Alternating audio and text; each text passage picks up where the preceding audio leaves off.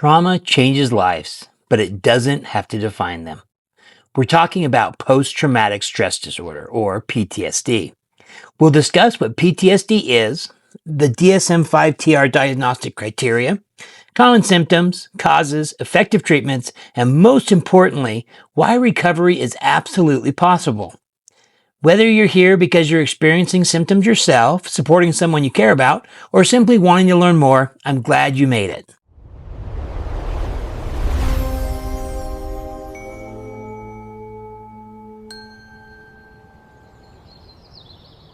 What is PTSD?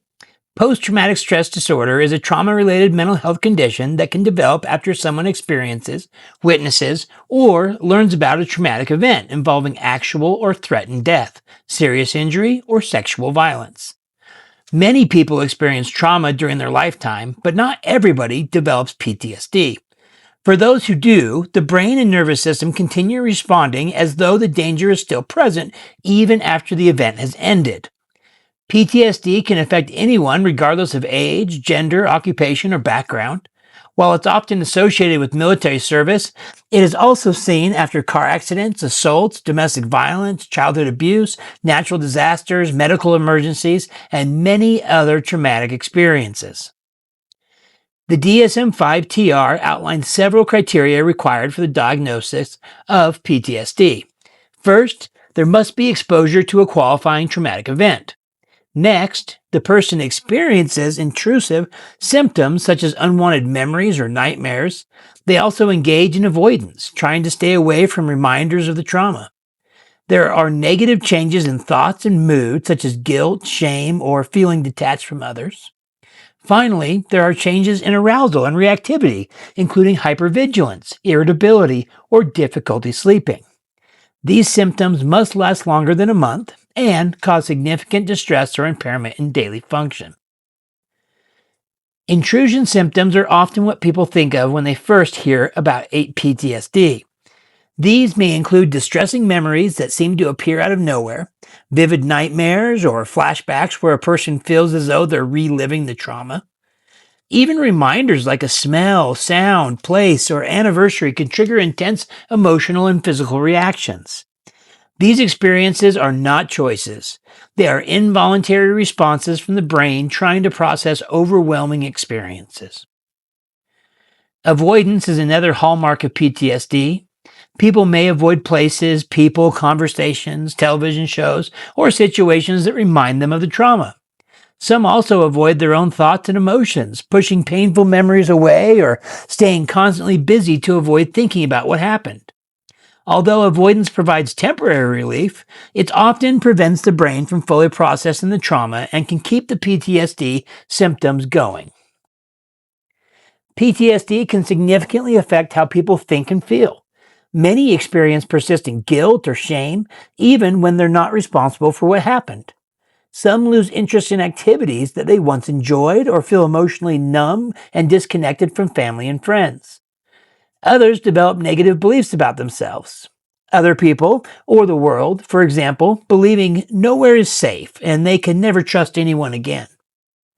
These changes can make daily life feel overwhelming. The final symptom cluster involves changes in arousal and reactivity. Many people become hypervigilant, constantly scanning their environment for danger. They may startle easily, have difficulty sleeping, struggle to concentrate, or become irritable and short-tempered. Their nervous system remains stuck in survival mode, even when there's no immediate threat. PTSD develops through a combination of biological, psychological, and social factors.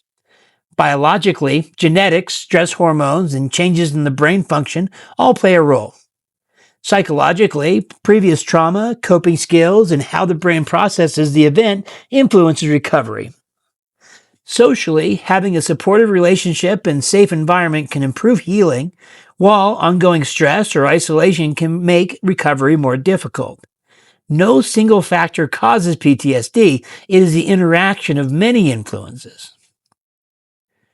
Certain experiences increase the likelihood of developing PTSD. These include childhood trauma, combat exposure, sexual assault, domestic violence, serious accidents, natural disasters, and first responder experiences. Limited social support after trauma can also increase the risk. However, it's important to remember that risk factors do not determine somebody's future. Many people recover, especially when they receive appropriate treatment. PTSD is diagnosed through a comprehensive clinical evaluation by a qualified mental health care professional. The clinician gathers a detailed trauma history, evaluates current symptoms, and compares those symptoms to the DSM-5-TR Criteria. Standardized assessment tools may be used to better understand symptom severity. Other medical or mental health conditions are considered to ensure the diagnostic is accurate. The encouraging news is that PTSD is one of the most treatable trauma-related conditions. Several evidence-based therapies have demonstrated strong efficacy. Cognitive processing therapy helps people examine and modify beliefs that developed after trauma. Prolonged exposure therapy gradually reduces fear by safely confronting traumatic memories and avoided situations. EMDR helps many individuals process traumatic memories in new ways. Trauma-focused CBT is also highly effective, and medications can reduce symptoms for some people. Grounding skills and mindfulness can complement these treatments by helping regulate the nervous system. Recovery does not mean forgetting what happened. Instead, recovery means learning to live without trauma controlling your life. Many people find healing through therapy, supportive relationships, regular exercise, healthy sleep habits, mindfulness, structured routines, and reconnecting with meaningful activities. Recovery looks different for everybody, but a fulfilling life is absolutely possible. Many well-known public figures have openly shared their experience with trauma and PTSD. These include Prince Harry, Lady Gaga, Ariana Grande, and Whoopi Goldberg. Their stories remind us that PTSD can affect anyone. Trauma is something a person experiences. It's not who they are. With treatment, support, and time, people can heal and continue to build meaningful lives. There are still many myths surrounding PTSD. One common misconception is that only military veterans develop the disorder. In reality, anyone exposed to trauma can develop the condition. Another myth is that people should simply move on. PTSD isn't about willpower. Trauma changes how the brain and nervous system respond to danger, and recovery often requires evidence-based treatment, patience, and support. If someone you care about has PTSD, one of the most helpful things you can do is simply listen without judgment. Respect their boundaries, encourage professional treatment, and be patient with the recovery process. Learning about trauma can help you better understand what they're experiencing. Finally, don't forget to recognize their strengths. Surviving trauma often requires incredible resilience. If symptoms continue for more than a month, interfere with work or school, strain relationships, cause significant distress, or lead to unhealthy coping behaviors like substance use or self-harm, it's time to seek professional help. The earlier treatment begins, the sooner healing can.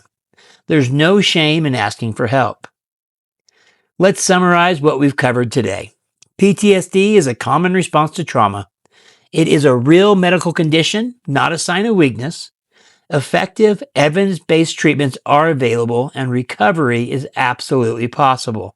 If you'd like a quick reference, download my free PTSD educational handout from my Shopify store.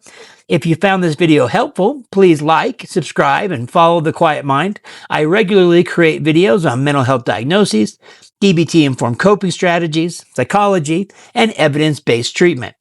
Thanks for watching, and remember, healing doesn't mean your past disappears. It means your future is no longer controlled by it. We'll see you in the next one.